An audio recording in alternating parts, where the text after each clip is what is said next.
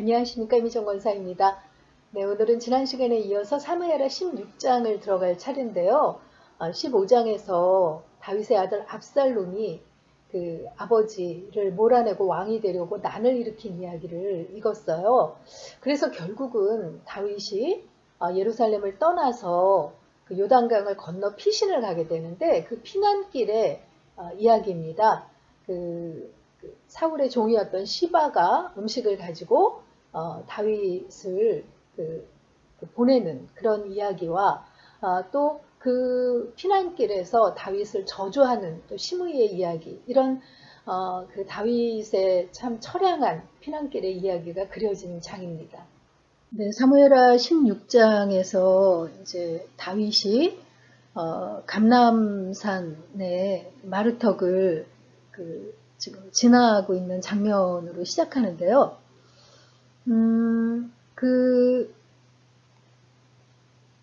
감람산의 마루턱에서 지난번에 그 후세를 압살롬에게 돌려보내고 또 그 언약궤를 앞세운 사독과 또 그 아비아달도 예루살렘으로 돌려보냈잖아요. 그리고 이제 길을 이어가는데 마루턱을 조금 지나니까 그 무비보셋의 그 시종, 그러니까 전에 사울의 시종이죠. 사울의 그 종이었던 시바가 안장지운 두 나귀에 떡 200개와 건포도 100송이와 여름과일 100개와 포도주 한 가죽 부대를 싣고 다윗을 맞았다고 기록이 되어 있습니다. 굉장히 많은 음식을 지금 준비해서 그 다윗 앞으로 나온 거죠. 그래서 다윗이 이게 뭐냐고 하니까 시바가 이 나귀는 왕의 가족들이 타게 하고, 그리고 그 과일과 떡은 청년들이 먹게 하고 포도주는 들에서 피곤한 자들에게 마시라고 이렇게 준비해 왔다고 이야기를 하죠. 난리가 날 때는 그 자기 이익을 챙기려는 그런 사람들이 있잖아요.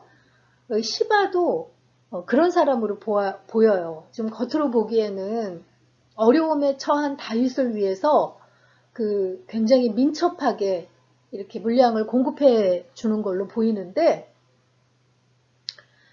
이런 어려움에 처한 다윗에게 음식물을 준비해서 그 환심을 사고 자기 이익을 챙기려고 하는 걸 알 수 있어요. 그 뒤에 이어지는 말을 보고 알 수 있는 거죠. 다윗이 내 주인의 아들이 어디 있느냐, 무비보셋이 어디 있냐고 물어보는 거잖아요.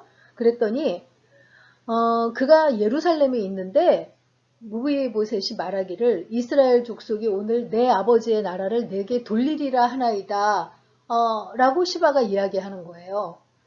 근데 나중에 이제 그 도피의 길이 끝나고 압살롬의 그 난이 진압이 된 다음에 그 다윗이 예루살렘으로 돌아올 때 무비보셋의 행색과 그의 이야기를 들어보면 지금 시바의 이야기가 모함이고 거짓말이라는 것을 알 수 있죠. 그러니까 이런 어려운 그 틈에 다윗을 속여서 무비보셋의 재산을 빼앗으려는 그의 속셈을 알 수 있습니다.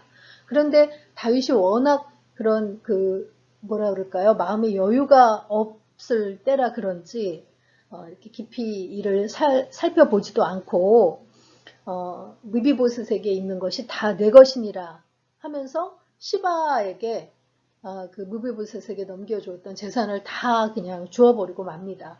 그러니까 시바가 내가 왕 앞에서 은혜를 입게 하소서 하고 절하고 물러가는 것을 볼 수 있죠.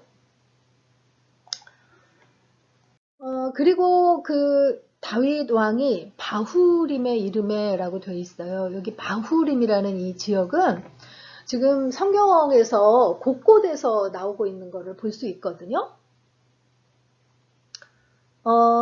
우리가 그 미가를 발디엘이라는 그 남자에게 시집가서 잘 살고 있던 미가를 다윗이 그 아브넬에게 데리고 오라고 하죠. 그때 발디엘이 미갈과 함께 이 바후림까지 와가지고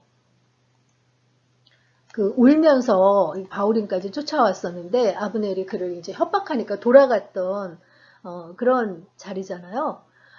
지금 여기에도 지금 막 바후림이라는 곳이 또 나오고 다음에 또 이제 나중에도 바후림이 또 그 등장을 하게 되는데 여기서는 이 시므이라는 사람을 배경으로 하는 곳이 지금 바후림입니다. 시므이라는 사람이 어떻게 소개되고 있냐면 사울의 친족 한 사람이라고 소개되고 있어요.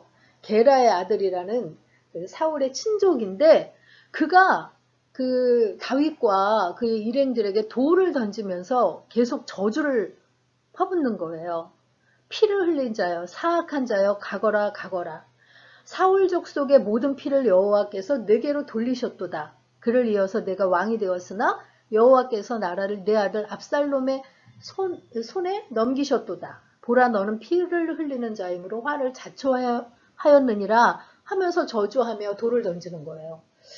사실 다윗은 사울의 그 가문에서 피를 흘려서 그 왕권을 찬탈한 건 아니죠. 그가 피 흘린 건 주변 국가들을 진압하느라고 그 피를 묻힌 거지 사울 왕가를 직접 그가 피 흘리게 한 건 없어요. 그런데 이 시므이는 그 마치 사울 가문의 피 흘림이 다윗 때문인 것처럼 지금 공격하면서 그 이빨 빠진 호랑이라고 생각해서인지 다윗을 전혀 두려워하지 않고 이렇게 아주 그 저주의 말을 퍼붓고 있는 그런 상황입니다.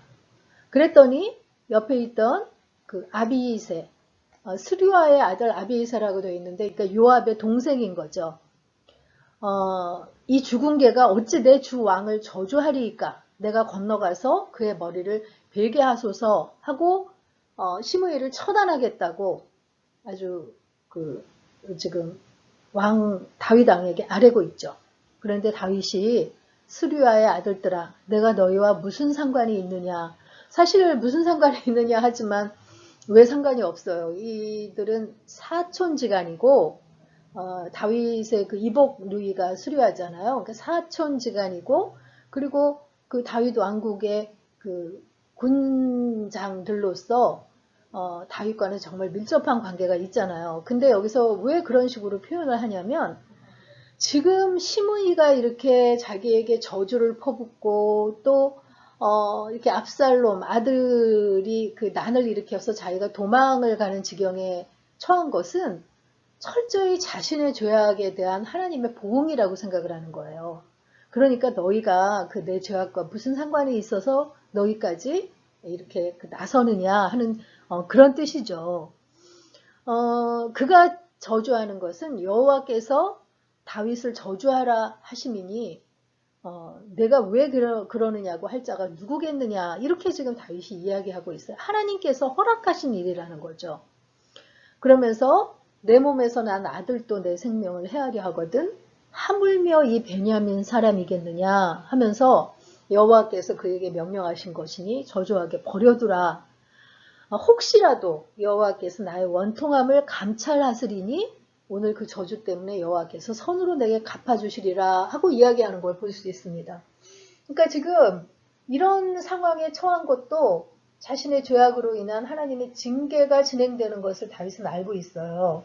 그런데 이런 저주를 자기가 하나님의 징계라고 생각하고 묵묵히 받아들일 때 그로 인해서 하나님께서 오히려 나에게 선으로 갚아주실 수도 있다고 이렇게 지금 보고 있는 걸 알 수 있습니다. 그러니까 다윗은 철저하게 하나님의 관점으로 모든 문제들을 바라보는 것을 저희가 알 수 있어요. 그러니까 하나님은 언제나 옳으시다. 이게 우리가 입술로는 고백하기 쉬운 말일 수 있지만 이런 그 상황에 처해서도 하나님이 행하시는 것은 옳으셔. 그가 나의 죄를 지금 징계하시는 거야. 이렇게 받아들인다는 거는 정말 쉽지 않은 일 같아요. 그런데 다윗은 이렇게 겸허하게 그 징계를 받아들이고 있는 것을 볼 수 있습니다.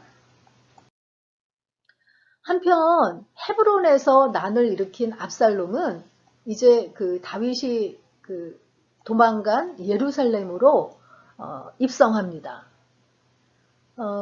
그 압살롬과 그와 함께한 모든 그 백성들이 예루살렘에 이르고 그의 책사인 아히도벨도 그와 함께 예루살렘으로 갔어요.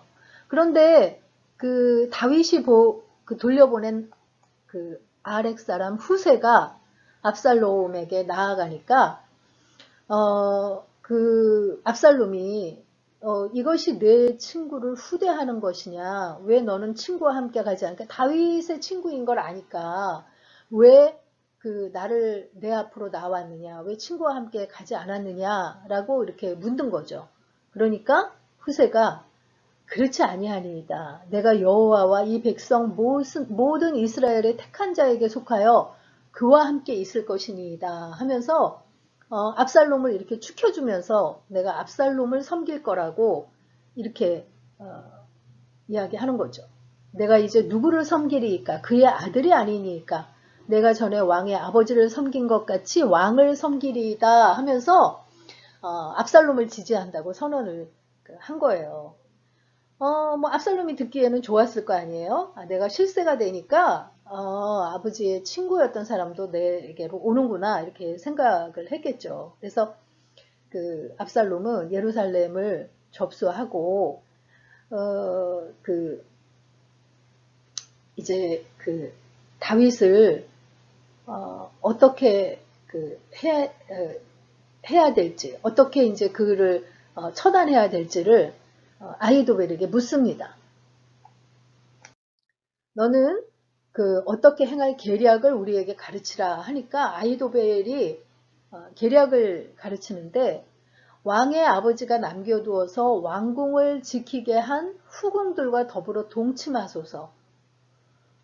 그리하면 왕께서 왕의 아버지가 미워하는 바 됨을 온 이스라엘이 들으리니 왕과 함께 있는 모든 사람의 힘이 더욱 강하여지리이다 이렇게 이야기를 해요.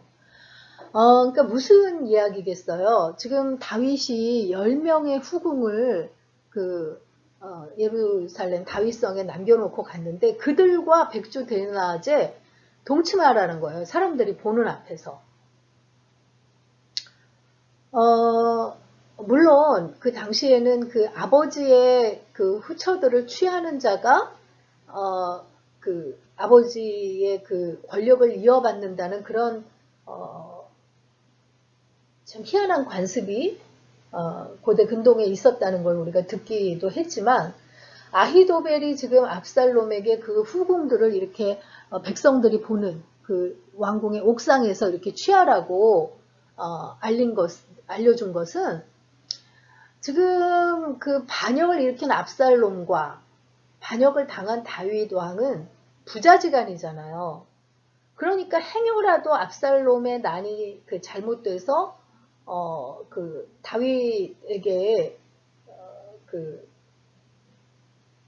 이제 징계를 당할지라도 아버지와 아들 사이니까 그 둘은 용서하고 무마가 될 수 있을지 모르지만 그들의 죄가 근데 자신들이 잘못했다가는 이쪽 저쪽에서 다 미움을 받는 그런 상황이 될 수도 있을 거라고 생각해서 그의 군사들이 이렇게 적극적으로 반역에 가담하기가 어렵다는 거를 아히도벨이 알고 있었다는 거예요.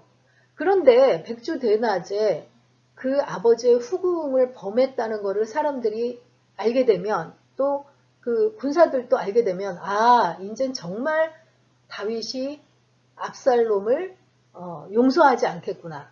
그렇다면 정말 이제 물러설 곳이 없이 아주 이 반역이 꼭 성공해야만 한다고 생각하겠구나. 이렇게 해서 그들의 그 반역의 그 힘이 훨씬 강해질 거라고 아히도벨이 계략을 세웠다는 거죠.